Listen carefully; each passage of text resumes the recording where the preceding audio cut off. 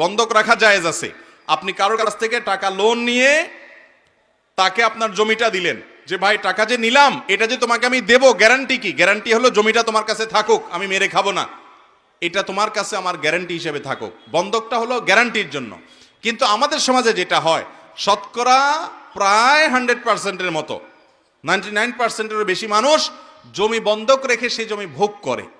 এটা সুস্পষ্টভাবে নাজায়েজ কাজ। অনেক উলামা একরাম এটাকে একটা হারাম বলেছেন, অনেকে মাকরুহ তাহরিমি বলেছেন, কিন্তু এটা নাজায়েজ এবং গুনাহের বিষয়, এ ব্যাপারে কারো কোনো সন্দেহ নাই। কারণ কুল্লু করদিন জাররা নাফআন ফাহুয়া রিবা, যেই লোনের বিনিময়ে কোনো বেনিফিট নেন আপনি, সেটা সুদ হিসাবে গণ্য হয়, রিবা হিসাবে গণ্য হয়। এই জন্য অনেক উলামা একরাম এটাকে রিবা বলেছেন, সুদ বলেছেন।